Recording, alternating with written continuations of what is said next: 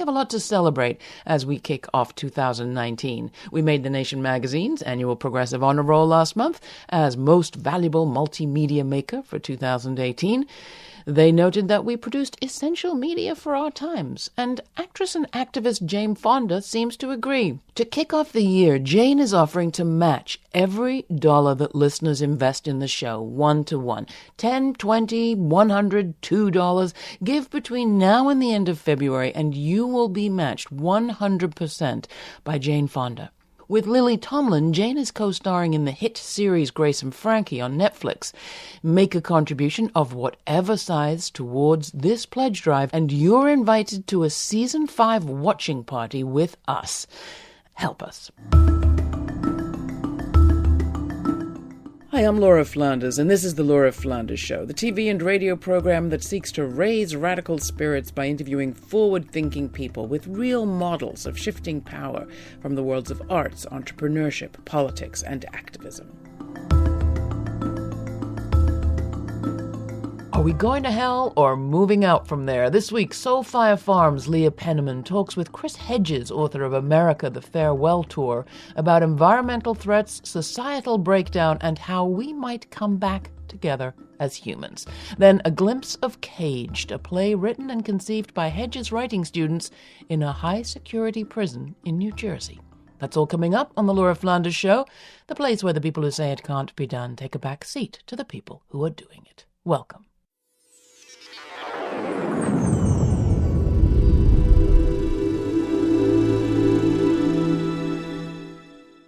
There is a familiar checklist for extinction, and we are ticking off every item on it, wrote one of our guests last year. The latest climate assessments warning of food shortages and mass die-offs seem to be recent ticks on that checklist. But the problems that plague us aren't only physical and economic and political, they seem to be spiritual. Resistance, that same author writes, is about becoming a complete human being. So how do we do that? With a new year upon us, a traditional time for beginning and connecting, I'm happy to have two people with me today who can help. Chris Hedges is the author I just quoted. His most recent book is America, the Farewell Tour. He's also a weekly columnist for Truthdig and hosts the Emmy Award-winning RT series On Contact. Leah Penniman is the co-director of Soulfire Farm, about which we have reported on this program, and the author of the new Farming While Black, Soulfire Farm's practical guide to liberation on the land. Leah, Chris, thanks for coming in, and thanks for coming together. You know, I brought the two of you together because I'd interviewed each of you separately recently, and I just thought, gosh, I wish the two of you could just talk. But let's start with you, Chris, because let's start with what we're up against. And then let's talk about this work of connection that I think both of you actually know a lot about. Those climate assessments. The fourth one came in right after Thanksgiving when most people were paying no attention. I think the Trump administration released it at like 2 a.m. or something. It was pretty dire. What did it predict? Well, the last 4 or 5 have been very dire, including the UN report and others. And the common theme of all of them is that the ecosystem is deteriorating at a rate that is far accelerated from what climate scientists had thought in the past. And of course, what they fear are feedback loops. And we know what feedback loops do because we've studied Venus, which used to have water and is now 800 degrees. And in essence, for instance, you lose the polar ice caps. This exacerbates the rise in sea, the acidification. I mean, they feed off of each other and you lose control. And climate scientists have run studies which range from a 70% die-off of the human species to complete extinction. So, and the fact that we're not responding rationally. And I think a lot of it, and you can speak to this, is we are physically dislocated from the environment. It's one of the reasons I spend every summer and have in the White Mountains with my kids, because I want them to understand the power and even the sanctity of the natural world, so that what's happening in the deterioration, this form of ecocide, is not palpable for people who live in urban areas and survive off the corporate system of food distribution, trucking tomatoes, all the way from California. And yet your book, it does talk about the ecological threat. It also talks about the threat of war. Right. It talks about the threat of addiction. You do make a case that this isn't just these aren't just external factors. There's something else going on. Right. They're created by the rupturing of social bonds, what Durkheim, the sociologist, calls that anomie, that alienation, that inability in the corporate state to self-actualize, to find a place, to have dignity and meaning in your life. And of course, the whole cult of the self, which lies at the core of commercial society or consumer society, is a recipe for anxiety and self-destruction, because the attainment of a particular product or an experience for money is just the starting point for further desires, which they know very well. So again, it's part of the reason I shut myself off. I'm not on any social media. I try to build as many walls as I can. You've probably built them more successfully because I find the common culture or the vernacular of the culture, especially as it is disseminated now through handheld devices, to be very detrimental to our emotional and our spiritual health. Your farm is called Soul Fire Farm. Soul is the first word. Talk about how you intersect with what you're just hearing. The cult of the self. It makes me think about some of my first farming teachers were women in Ghana back when I was 19, 20 years old. I lived for several months.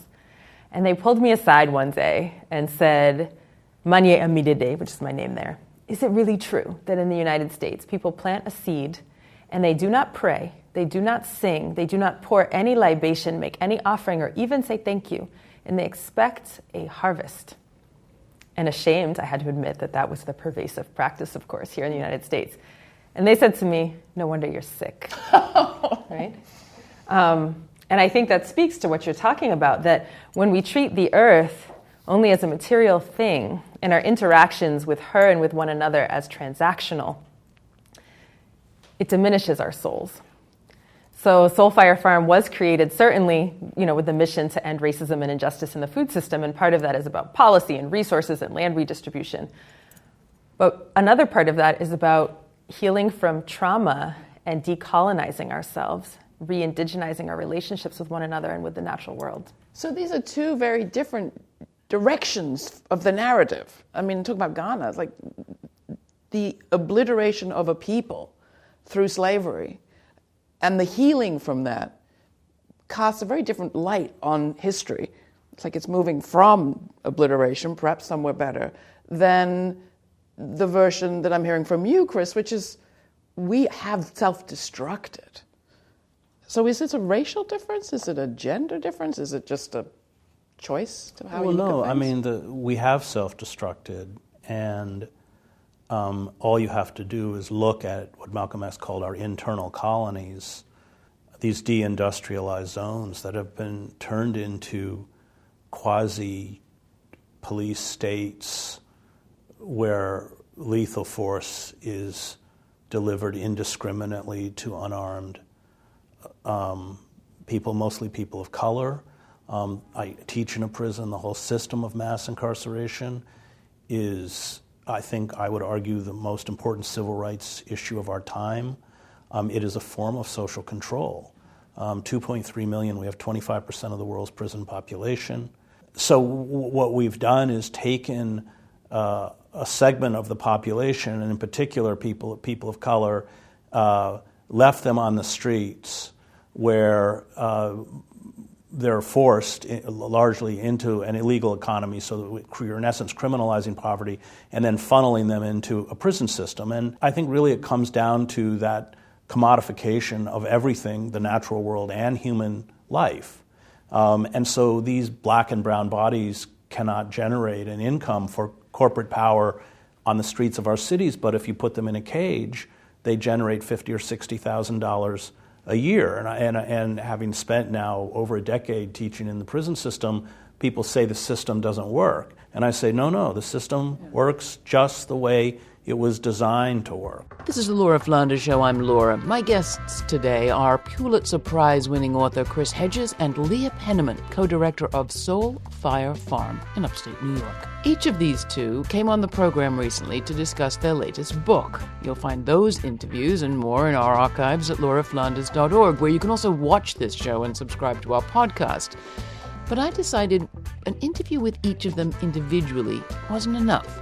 So today I brought them on together in a conversation that epitomizes, I think, the sort of unusual movement mashup you hear on the Laura Flanders Show. For those who are coming to the program fresh over the Pacifica Radio Network and its fine affiliate community radio stations, welcome. This is the place where, as we say, the people who say it can't be done take a back seat to the people who are doing it. And if this show is not airing on a station near you yet, we hope that you will not take a back seat, but ask them to add us today. It is free and easy, and you'll be helping us to reach the goal we just set of doubling the number of places that are playing the show in the next 12 months. Later on, you'll hear about Caged, Life Beyond Bars, a play written and conceived by Chris Hedges as writing students in a high-security prison in New Jersey. And after the break, ever the optimist, I asked Penniman and Hedges whether their trail of crumbs could be possibly taking us from extremely bad to a little bit better, even as society seems to be crumbling. But first, here's Thievery Corporation from their album Babylon Falling, featuring Puma, released on 18th Street Lounge Records. Poison intelligence, anywhere you choose to explore. And you've been like a pestilence ever since you reached these shores. The root of evil leads your motivation, and of this I am sure. And even how you misguide all the nations, even more than before. Babylon falling down. Babylon falling down. Many days I wake up thinking, we're going from bad to worse. Then there are the days that I come to do this program, which is all about finding models of change and lifting up models of change, where I come away at the end of the day thinking, well, maybe we're going from bad to a little bit better. Maybe there are crumbs that we can follow to take us on a different path. And you're one of those crumbs, so speak up. Hopefully we're more than crumbs, right? Well, I don't know about the arc, of bad to worse or good to bad, and I certainly don't think our people were ever obliterated. I mean, we've been up against a lot. The transatlantic slave trade was no joke. Enslavement, bondage slavery was no joke. And the whole criminal injustice system and mass incarceration is very linked in with the food system. In 1865, with the Emancipation Proclamation, there's the loophole. You can still be enslaved if convicted of a crime. So the prisons fill in 1866 with black people. Not because folks were raping and pillaging, but because new laws were on the books called the Black Codes: vagrancy, loitering, truancy, being not upright and honest. That gets you in jail, and then you're leased back to the plantation. You're leased back to the mines. Alabama had 73% of its state budget coming from convict leasing in the late 1860s.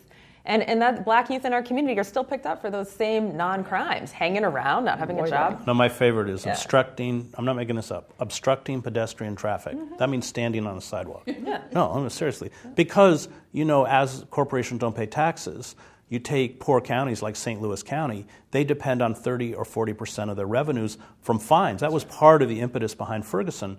I think of sort of the paradox of evil, and sometimes I think of kind of the miracle of good. I mean, it's kind of miraculous that we figure out how to keep going anyway. And we do. And one of the places where our work intersects is, for many years, we were doing something called Youth Grow, a program with Albany County Department of Corrections, where we had a deal, essentially, that young people could, if they were convicted of minor crimes, could come to our farm, do a 50-hour leadership program, and then be absolved. Their record would be wiped clean. And when we talked to these young people who would come out to the farm, by and large, they were in for non-crimes, truancy, sort of getting out of control. But what was really powerful, not to be trite about it, we're on a farm, and of course the first thought is slavery and all this stuff. But for young folks who are told that the only future for them is incarceration or early death or corporate conformity, they look around, they're like, y'all seem really cool. You own this land, you built your house, these are your kids, and they're happy, and you're sort of in charge of your own destiny. And these windows start opening up in terms of what is possible for my future. We had this one amazing young man, Dijor Carter, who came very, very skeptical. He's like, this is better than jail, but not much, right?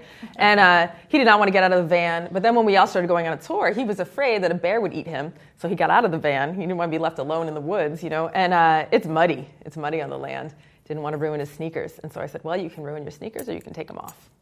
So he took off his shoes. All these young men take off their shoes. They're squealing. There's worms. There's bugs, By the end of the tour, where they weren't listening to anything, we sat down. He said, miss, this sounds really strange. But when I touched my bare foot on the earth, a memory of my grandmother came up through my foot and came to my heart. And when I was really little, before she passed away, she used to garden with me, and she put insects in my hand. And miss, I didn't think I had anything to do with this place, or this place had anything to do with me, but it does. It really does have something to do with me. And it's moments like those, they're not very quantifiable, but it's a window into a different possibility, a different picture of sovereignty. That's right, because it's about transcendence. Mm-hmm. And, I do come out of a religious tradition. I come out of Calvin. I have a very dark view of human nature. And people ask about hope, and hope is, it's bound in the experience of that moment that you just described, but it's bound in not in the ineffable, in what is not necessarily practical. So one of my best students, went into prison at 14, tried as an adult for a crime I'm 100% certain he did not commit. He's not eligible to go before a parole board until he is 70 years old. He's now 39. And my last class, he waits till everyone leaves, the bell goes, you got to move quick or you get a charge. He waits behind, he was my only A+ in the class, and he said, I know I'm going to die in this prison, but I work as hard as I do because one day I'm going to be a teacher like you. And he walks out. That's what keeps me going. And maybe in some ways we only change the world one person at a time. For me, it's about the struggle, and I think we look back on African American history and the long struggle and the current struggle, the utter failure, and Baldwin wrote about this endlessly, on the part of white America to acknowledge their crimes and give African Americans the reparations that is long overdue. When you read the great, like Richard Wright and the great writers, and Baldwin, Richard Wright at one point, he said the songs, our work chants, our spirituals, that's what we had in place of freedom. And in fact, I think it's a much more sophisticated understanding of the nature of evil and the capacity for resistance and the building of community. Which is why you spent a lot of time singing. There's a lot of singing and joy and dancing on the farm. There is, because there's a lot of trauma that we have generally, but particularly related to the lands. We certainly have thousands of years of noble, proud, dignified history on the land as African heritage people. We came up with a lot of crops, a lot of techniques, and then post-slavery, the land became the scene of the crime, as Chris Bolden-Newsom would say. And so there is not a black person who comes to the farm whose first association is not enslavement or sharecropping. I don't stoop, I don't get dirty, I don't touch bugs. We left that behind in the red clays of Georgia when we went for the Great Migration, And so part of what we realized we need to do, because I do believe the land is a source of healing as well as a source of material sustenance, is to directly address that trauma. And we use our Afro-Indigenous technologies to do that. And those are our songs, our music, our spiritual baths, our traditional religions. So our programs look like, a soil class on cation exchange capacity and how to interpret a soil test and your right cover crops for the season. And then we're going to head over to the pond and we're going to do ceremony. We're going to call our ancestors. We're going to ask for healing and offer healing to them. And it's been really profound.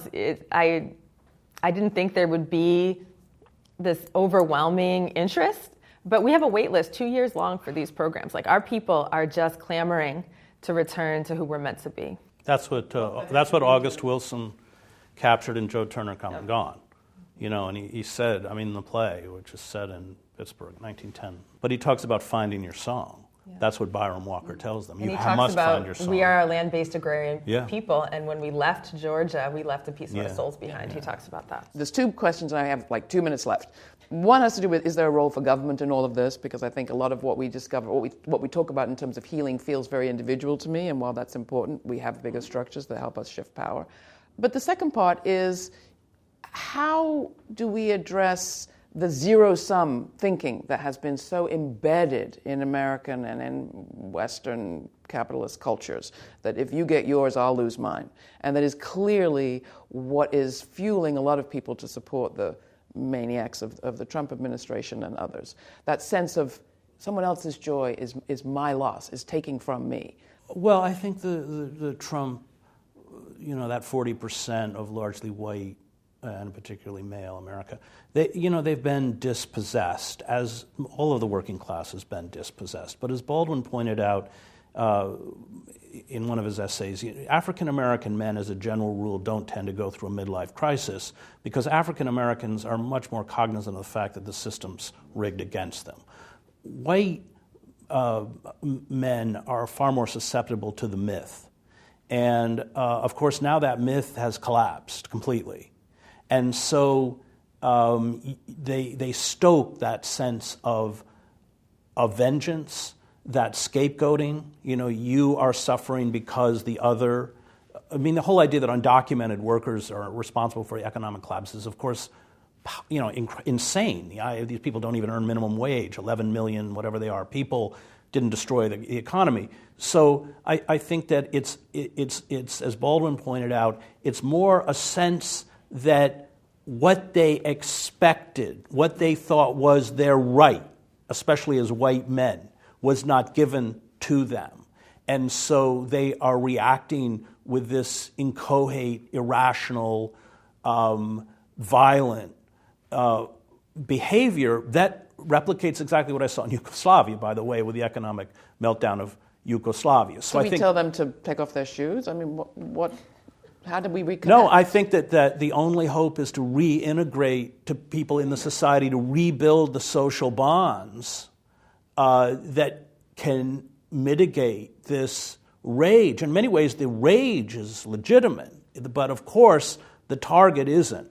But in Yugoslavia, with the war that I covered, or going back to Weimar, I mean, they always will find that particular scapegoat, and traditionally, people of color, intellectuals, homosexuals, I mean, it's the list remains the same.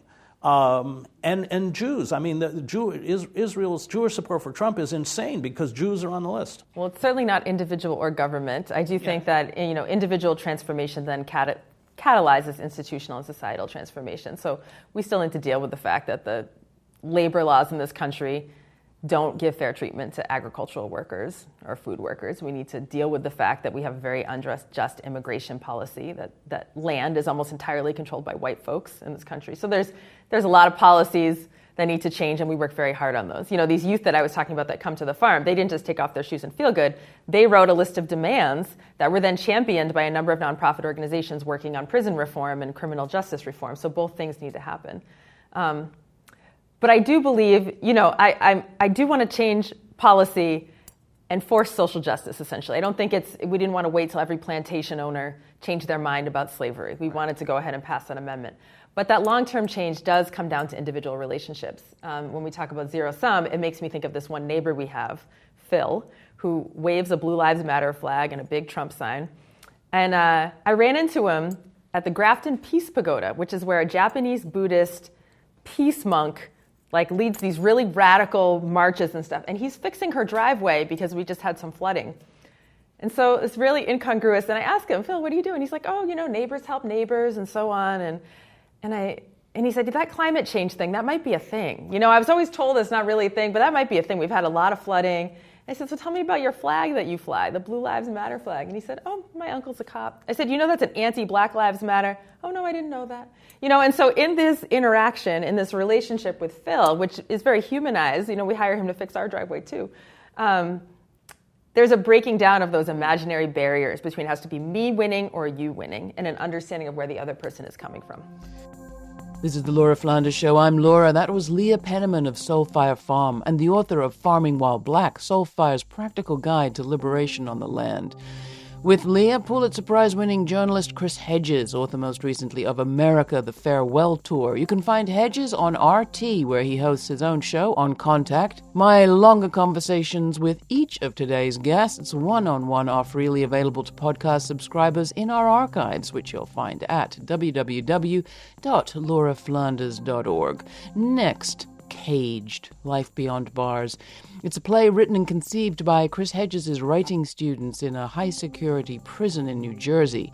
The clip we're about to play starts with one of Chris's students, Boris Franklin, who is no longer incarcerated, talking about what it took to bring Caged to the stage. I have a firm belief that if individuals actually knew what was going on, then they would move with a sense of urgency to do something about this problem. Because it is, in fact, a problem. Hi, I'm Chris Hedges, and I taught a drama course in East Jersey State Prison a couple years ago.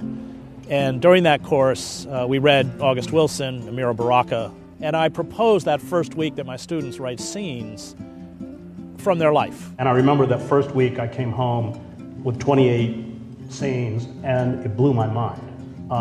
I had 5 or 6 incredibly talented writers that became the engine for this remarkable play that we ended up finishing in December, called Caged. When you ask how many have got out besides me, I'm the only one who's gotten out of prison. He said, well, I want to put together a play in this class. You have 28 people. He said, what I want to do is I want to take the strongest writers, I want to bring them together to work on it. And what I'm going to do is I'm going to split it in half, and I'm going to have half of the class write from the inside and half of the class write from the outside. It's a play that speaks the truth about the horrors of mass incarceration and neo-slavery. It's a truth we don't hear very much, and it's a painful truth. I'm June Ballinger, and I'm the artistic director of Passage Theater in Trenton, New Jersey. And we have taken on the responsibility of putting this play on the stage. This is what they wrote for the dedication of their play. We have been buried alive behind these walls for years, often decades. Most of the outside world has abandoned us, but a few friends and family have never forgotten that we are human beings and worthy of life. It is to them, our saints, that we dedicate this play. In my hands, I held their story. I held their song, as Byron Walker says in Joe Turner, Come and Gone. And they're in cages, and I wasn't. And when I walked out of that prison holding their song into that darkened parking lot, I knew that it was my task to make their song heard. Mass incarceration started in the 80s, 70s, 80s? Now we're just having the conversation. That was just a taste of Caged, Life Beyond Bars, a play about mass incarceration written and conceived by men in a high-security prison. You can find out more about Chris Hedges and all our guests at lauraflanders.org, where you can also watch this week's show and see a short video on Caged, as well as clips of Soulfire Farm. What's it look like? Our recent interview with Leah Penniman is in the episode titled Food Justice is About Everything We Do. Our most recent interview with Chris Hedges is in the episode titled Hallelujah, Farewell. Prefer to listen? Simply subscribe to this podcast, and please, if you use Apple products, write us a review. It really does help us spread the word. We have a lot to celebrate as we kick off 2019. We made The Nation magazine's annual Progressive Honor Roll last month as Most Valuable Multimedia Maker for 2018. They noted that we produced essential media for our times, and actress and activist Jane Fonda seems to agree. To kick off the year, Jane is offering to match every dollar that listeners invest in the show, 1-to-1. $10, $20, $100, $2. Give between now and the end of February, and you will be matched 100% by Jane Fonda. With Lily Tomlin, Jane is co-starring in the hit series Grace and Frankie on Netflix. Make a contribution of whatever size towards this pledge drive, and you're invited to a Season 5 watching party with us. As of this recording, we are just under $7,000 short of our goal. Will you do your bit? We are trying to match $25,000 by the end of this week. Help us. Next week, if private bankers rigged the world, can public ownership unrig it? Researcher Thomas Hanna and former Goldman Sachs director Nomi Prinz will join me in studio. The show's produced by yours truly, along with Stephen Martinez-Partida, Monica Mohapatra, Donica D'Souza, Charlotte Carpenter, Jeannie Hopper, Joanna Pinto, and Dominic Marcella. The Laura Flanders Show is made possible with support from the Novo Foundation, the Ford Foundation, the Fonda Foundation, the Tomcat Foundation, the Cloud Mountain Foundation, and listeners like you. Special thanks to Kim Connor, Lori Arbeiter, Jen Hobbs, and Chris Argadis. Stay kind, stay curious. Until next time, I'm Laura Flanders.